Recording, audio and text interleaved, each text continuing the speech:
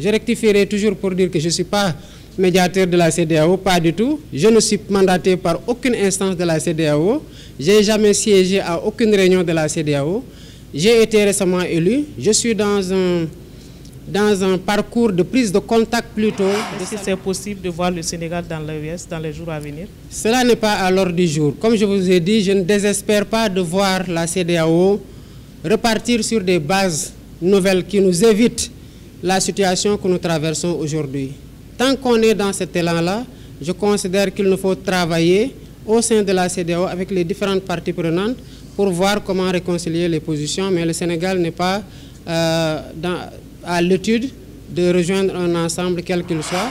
Le président sénégalais s'est rendu en fin de semaine dernière au Mali et au Burkina Faso. Et c'est tout à fait normal car c'est de coutume après avoir été élu. En tant que nouveau président, la première des choses, c'est de rencontrer ses compères afin de nouer davantage les relations entre les pays. Donc, nous comprenons que cette tournée du président sénégalais est de deux ordres. Alors, premièrement, ça va être le renforcement des relations bilatérales. Le Sénégal partage avec le Mali une histoire unique qui part d'avant l'indépendance jusqu'à la fédération du Mali.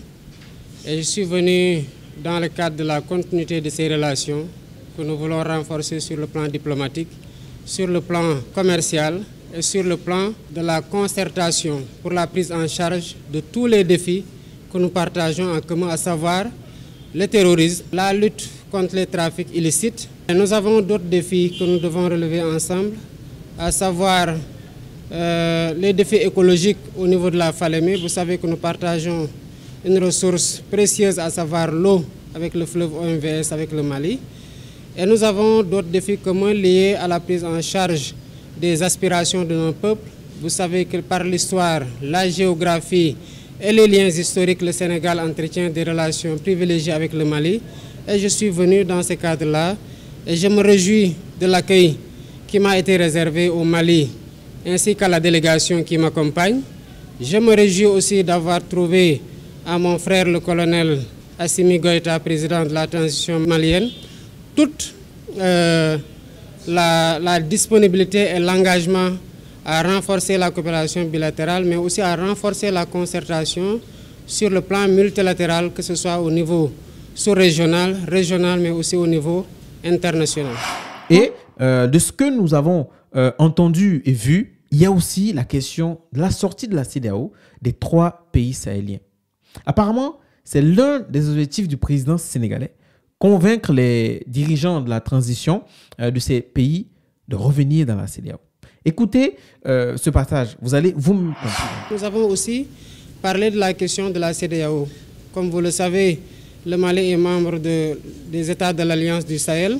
Ceux qui ont suivi mes déplacements dans les différents pays de la CEDEAO m'ont entendu prêcher cette bonne parole-là. Je me suis évertué à en échanger longuement avec le colonel. J'ai compris la position malienne qui, quoique rigide, n'est pas totalement inflexible. Nous pensons que nous devons continuer à travailler avec toutes les parties prenantes, ne pas se décourager de trouver des issues heureuses qui nous permettent de renforcer l'intégration, soit en passant par la coopération bilatérale, mais aussi en essayant de corriger les impairs que nous avons notés dans la coopération multilatérale, notamment dans les instances sous-régionales et régionales, et qui nous ont valu cette situation regrettable que nous vivons.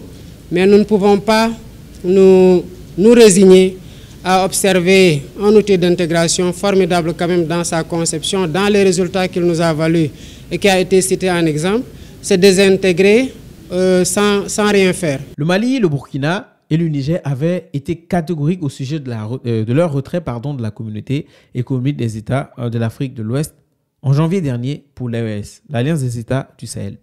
Ils ont bien fait comprendre que cette décision était irréversible. Et pourtant, on constate que le président sénégalais Bassirou Diomaye Faye, lors de son passage au Mali, semblait avoir l'intime conviction de pouvoir convaincre Bamako de revenir au sein de la CEDEAO. Nous avons un héritage des pères fondateurs qui ont eu une vision qui a été certainement très secouée, qui a été mise à rude épreuve, mais que nous avons aussi la responsabilité de transmettre intact ou en meilleur état. Maintenant, je voudrais ici saluer pour ce qui est du cas du Mali, la posture de bravoure et de dignité du peuple malien qui, face aux difficultés qui ont été notées sur le plan sécuritaire et par rapport aux sanctions qui ont été infligées, quand même a tenu à garder une ligne directrice qu'elle a essayé de partager pour être comprise et qui a quand même su se relever. Et nous pensons que nous devons avoir cette solidarité agissante et cette fraternité renouvelée avec le peuple malien pour faire en sorte qu'il puisse sortir très rapidement de cette impasse-là. Et nous voyons les efforts qui sont déployés par le peuple malien à travers des concertations larges qui donnent des résultats. Et nous espérons, en tout cas nous avons foi en la résilience de ce peuple-là pour sortir victorieux très rapidement. Nous ne devons pas nous résigner et dire qu'on ne peut plus rien faire. Il y a des difficultés, il faut parler aux uns et les autres et les comprendre. Et à partir du niveau de compréhension et des écarts de position, voir ce qu'il est possible de bâtir à partir du socle qui est existant. Est-ce que c'est possible de voir le Sénégal dans l'EUS dans les jours à venir? Cela n'est pas à l'ordre du jour. Comme je vous ai dit, je ne désespère pas de voir la CEDEAO repartir sur des bases nouvelles qui nous évitent la situation que nous traversons aujourd'hui.